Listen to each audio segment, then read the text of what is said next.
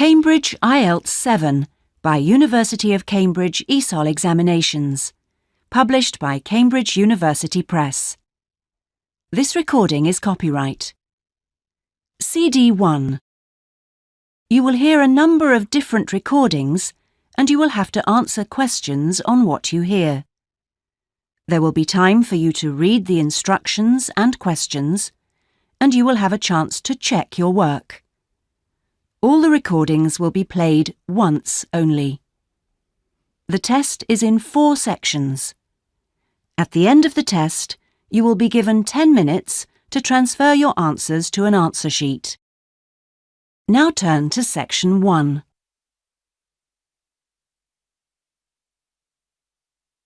Section 1. You will hear a telephone conversation between a passenger and an official at the Land Transport Information Service at Toronto Airport. First, you have some time to look at questions 1 to 5.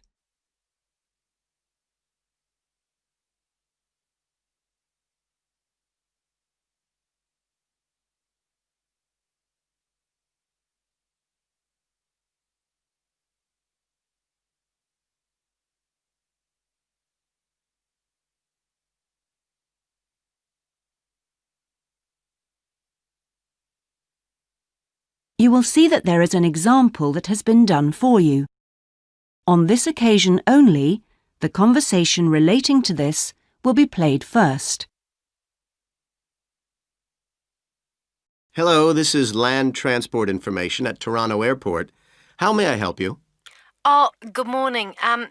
I'm flying to Toronto Airport next week and I need to get to a town called, Milton. Could you tell me how I can get there? Milton, did you say? Let me see. I think that's about 150 miles southwest of here. In fact, it's 147 miles to be exact. So it'll take you at least, say, 3 to 4 hours by road.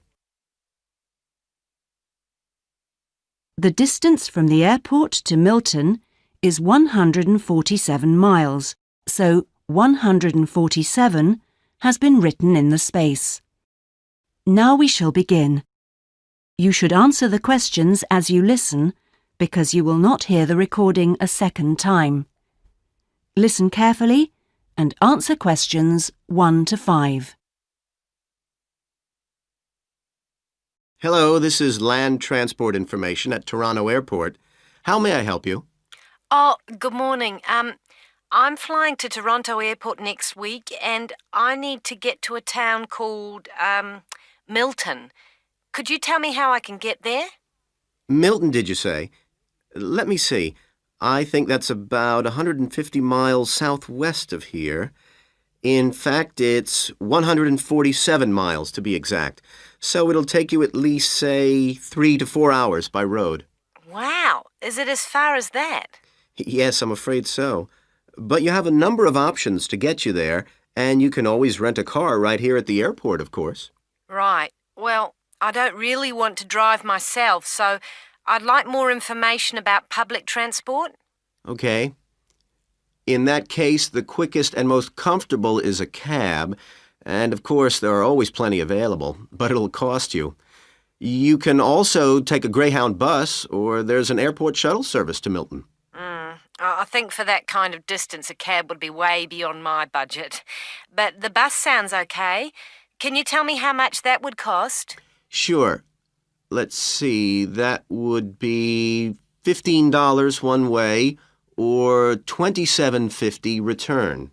That's on the Greyhound. Ah, that's quite cheap. Great. Whereabouts does it stop in Milton? It goes directly from the airport here to the city center, and it's pretty fast. But you have to bear in mind that there is only one departure a day, so it depends what time your flight gets in. Ah, of course. Hang on. Oh, we're due to get there at 11:30 a.m. Too bad. The bus leaves at 3:45, so you would have quite a wait, more than 4 hours. Oh, I see. Well, what about the shuttle you mentioned?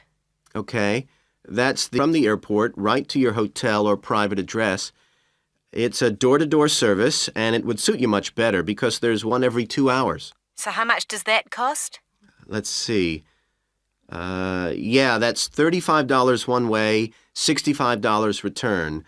So I guess it's a bit more expensive than the Greyhound. Oh, that doesn't sound too bad, especially if it'll take me straight to the hotel. But you do need to reserve a seat. Okay. Is it possible to make a booking right now, through you? Sure. Before you hear the rest of the conversation, you have some time to look at questions 6 to 10.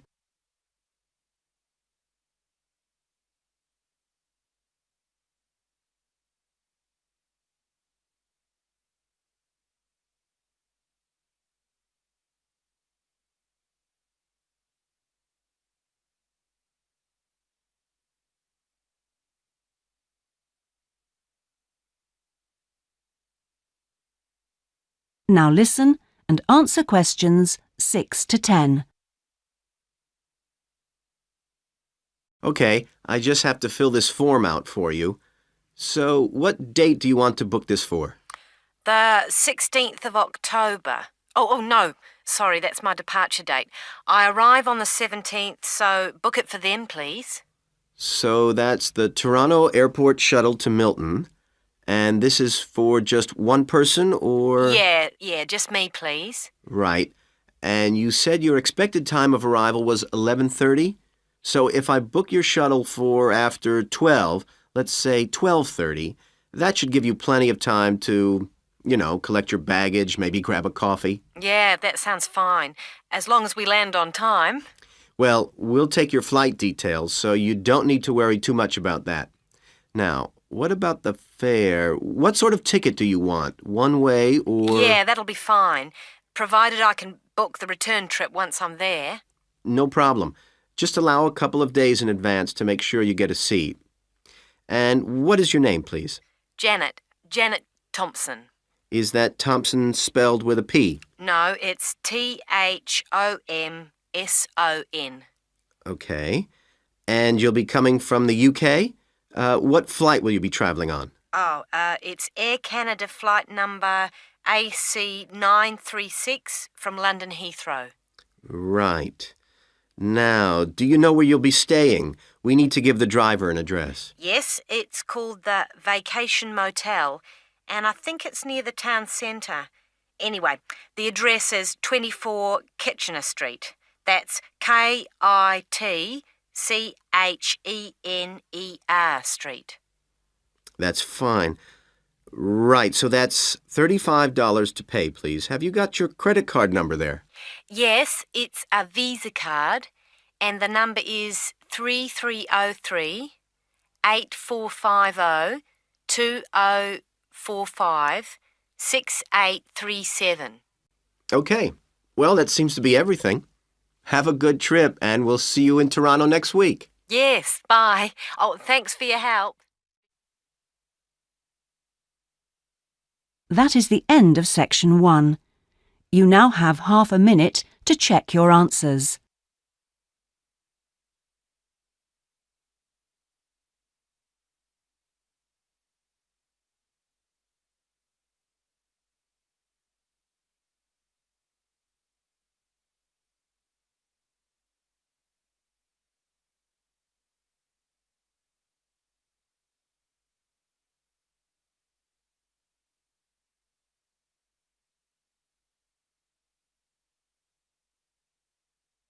Now turn to section 2.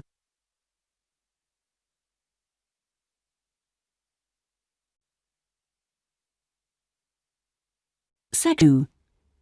You will hear a representative from a holiday company called PS Camping giving a talk about the holidays the company organises. First, you have some time to look at questions 11 to 16.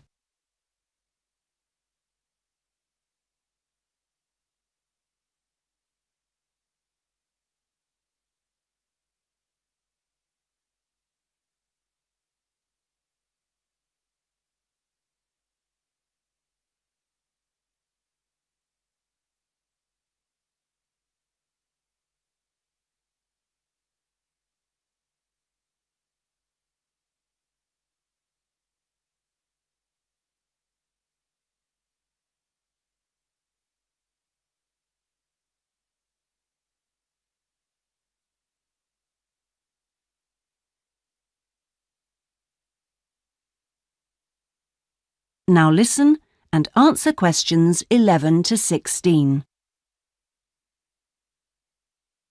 Thank you all for coming to my talk this evening. It's nice to see so many people in the audience.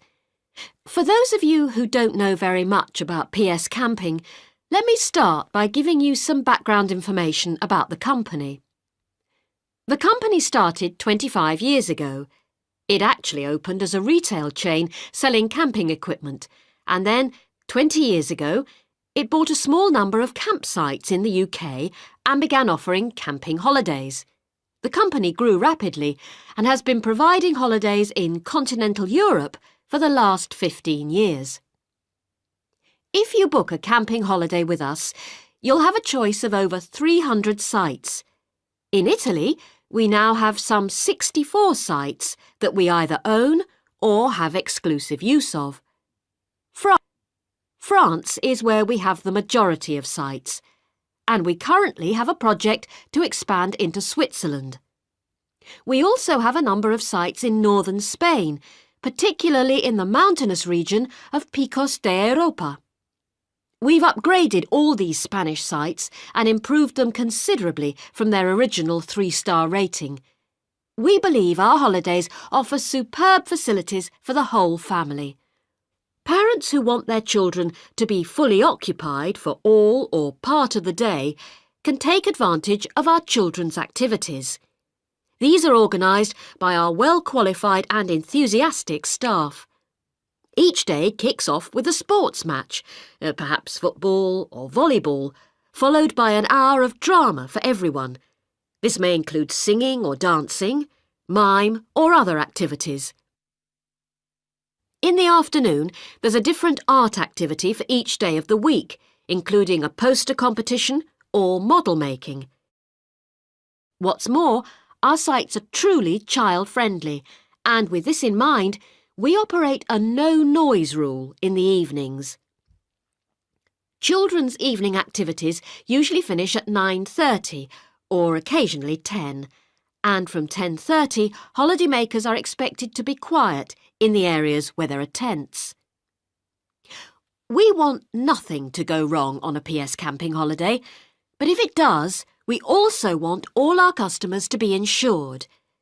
If you haven't organised an annual insurance policy of your own, you'll need to take out the low-cost cover we offer, and we require that you arrange this when you make your holiday reservation. There are many advantages to choosing PS Camping and to recommending it to others. As a regular customer, you'll be kept informed of special offers, and your friends can benefit from 10% off their holiday, or book a luxury tent for the price of a standard one. In return, we'll send you a thank you present, which you can choose from a list of high-quality items. Before you hear the rest of the talk, you have some time to look at questions 17 to 20.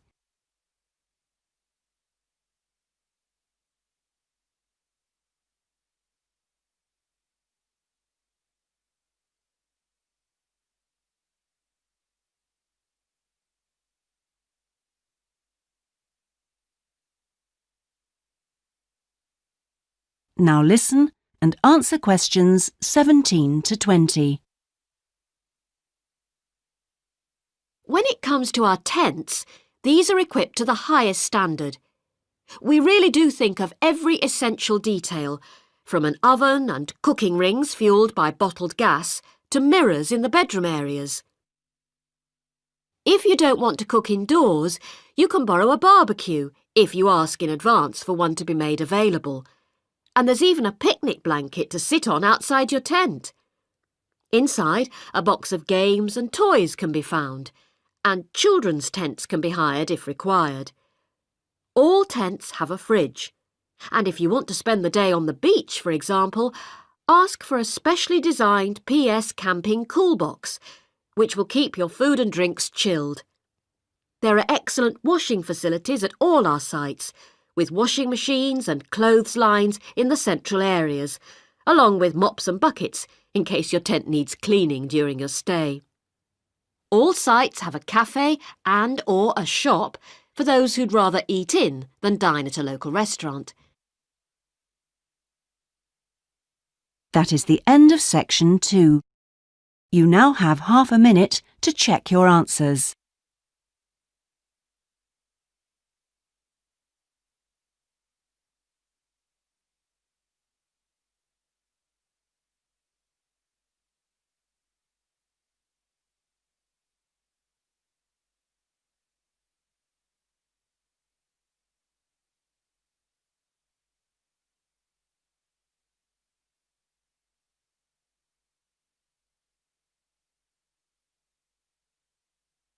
Now turn to section 3.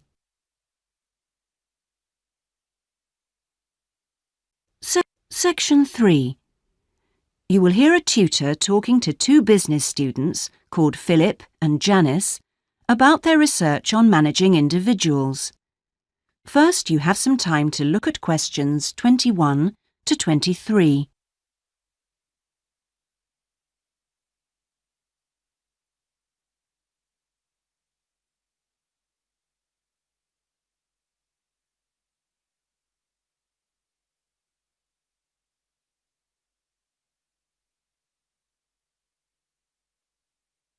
Now listen carefully and answer questions 21 to 23.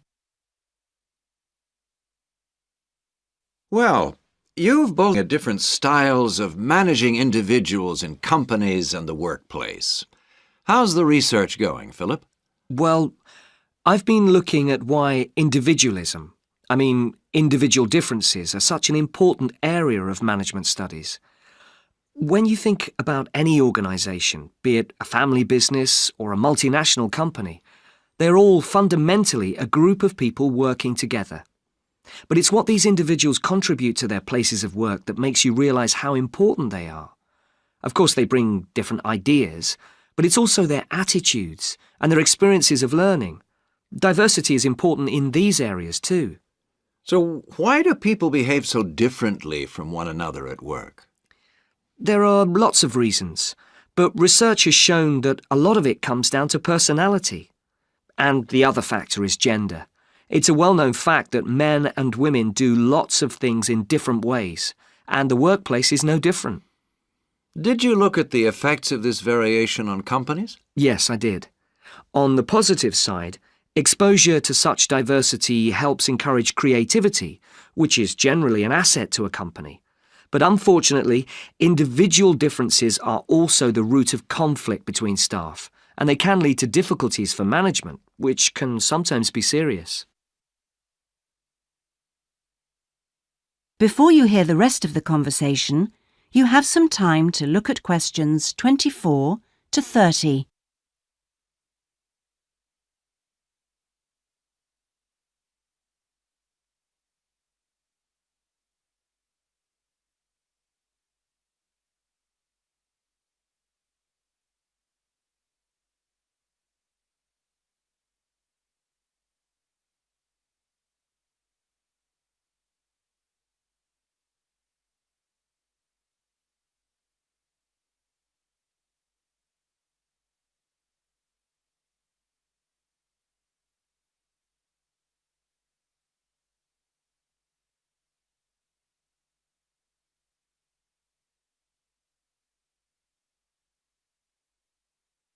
Now listen and answer questions 24 to 30.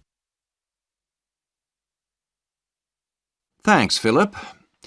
So now I guess the two main things to remember here are to identify individual talent and then to utilize it. So, Janice, you were looking at identifying different talents in workers. Do you think this is easy for managers to do? Well, currently, teamwork is in fashion in the workplace. And in my opinion, the importance of the individual is generally neglected.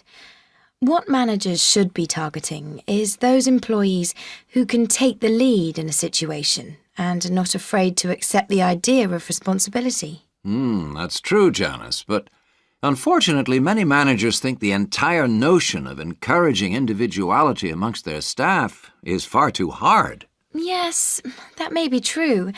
But I think one of the most important tasks of managers is to consider the needs of the individual on one hand and group cooperation and conformity on the other. It requires creative thinking on the part of management to avoid tension. So, Janice, what kind of people do you think companies should be looking for? Well, it has to start from the very beginning, when companies are looking for new employees. When the personnel department is choosing between applicants, they need to look for someone who's broken the mould and can think for themselves. Instead, people making these decisions often use a range of psychological tests to see if a person is a problem solver or will do as they're told. I'm not convinced these qualities are actually the most important. So, do you think being a good team player is overrated? No, it's not overrated. You do need to learn the rules and learn them fast. No individual can get around this if you're working in an organisation. So how should managers deal with this? Rewards. When an individual demonstrates the behaviour the organisation expects, some kind of incentive can be given. What's important here is that this happens right at the beginning, so new recruits learn the rules of the system immediately.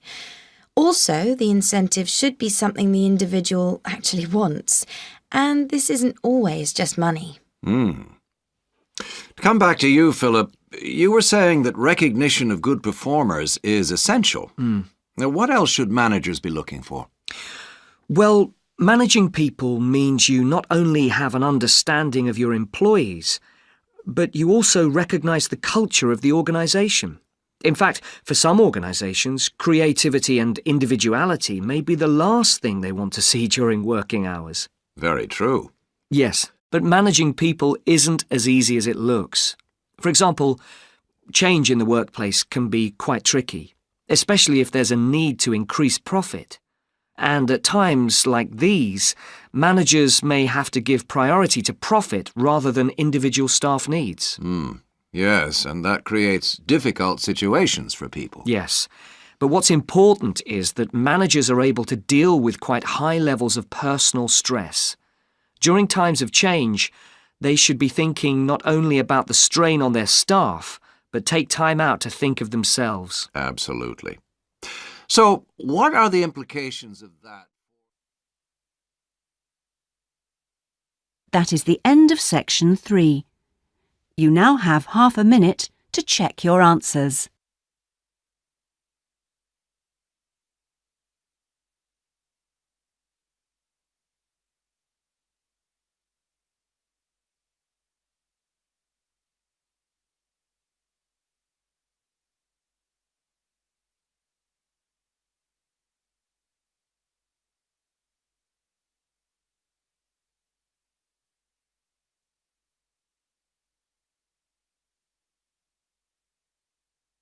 Now turn to section 4.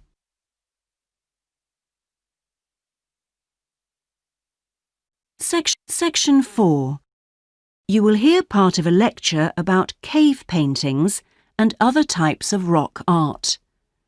First, you have some time to look at questions 31 to 40.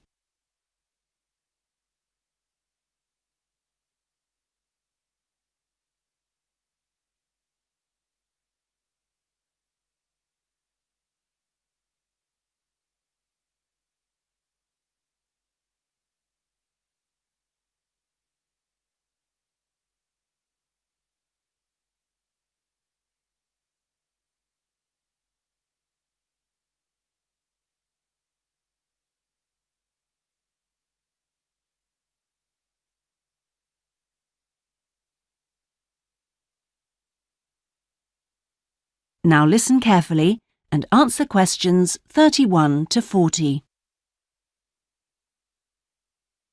Good afternoon, everyone. This is the first seminar in preparation for our archaeological fieldwork in Namibia.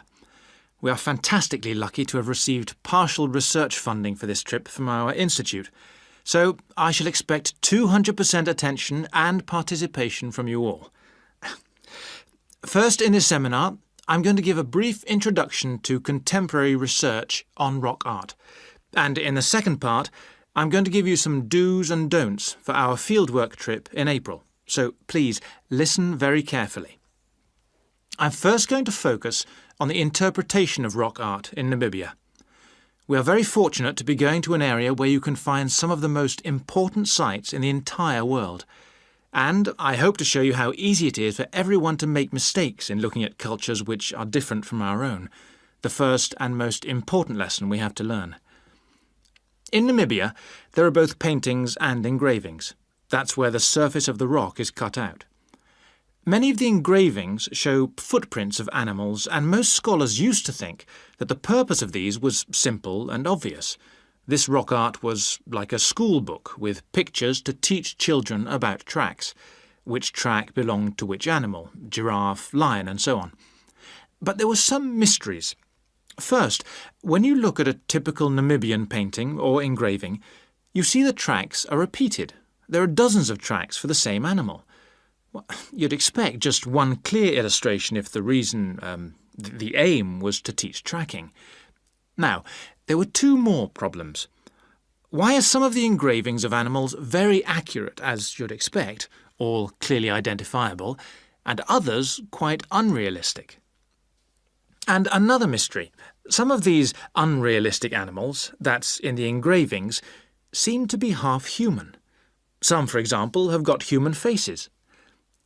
Many researchers now think that these were pictures the wise men engraved of themselves. They believed they could use magic to control the animals they had drawn, so the hunters could then catch them for food. This shows you some of the dangers of coming from one culture to another, as we'll be doing, without understanding it fully.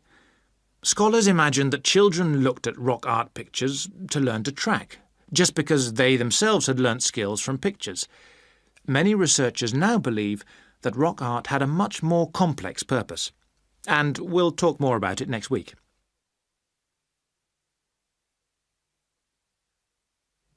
Now, before I invite you to join in a discussion in this second part of the seminar, I'd like to make some very important points about our fieldwork, and in fact any field trip to look at rock art. We're going to a number of sites, and we won't always be together. The single largest problem faced by people who manage the sites is, yes, I'm sure you've guessed, damage caused by visitors, even though it's usually unintentional. Whenever you do go to a site, don't forget you can learn many things from observing at a distance, instead of walking all over it. This can really help to reduce visitor pressure. People often say, well, there's only 2 of us, and just this one time. But maybe thousands of people are saying the same thing. And then some basic rules to guide you. We'll have our own camp near a village, but remember never to camp on a site if you go on your own. It may be disrespectful to the people of that culture, and certainly don't make fires, however romantic it may seem. It's really dangerous in dry areas, and you can easily burn priceless undiscovered material by doing so. So, how are we going to enjoy the rock art on our field trip? By looking at it, drawing it, and photographing it. Never by touching it or even tracing it. Rock art is fragile and precious. Remember that climbing on rocks and in caves can destroy in a moment what has lasted for centuries. So, no heroics in Namibia, please. Try to be extra careful and help others to be too. Oh, and lastly, please don't even move rocks or branches to take photographs. You should leave the site intact. I'm sure I can rely on you to do that. Well, that's about all I want to say before today's first discussion. But if you have any questions, please ask them now. Oh, and don't forget you'll find some fascinating information about worldwide sites on the internet. Right, first question then. That is the end of section 4. You now have half a minute to check your answers.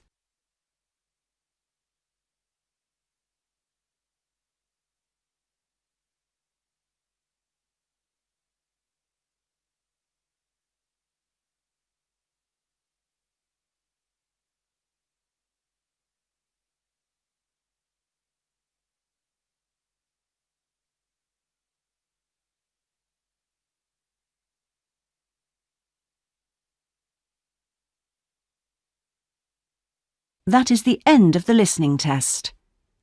In the IELTS test, you would now have 10 minutes to transfer your answers to the listening answer sheet.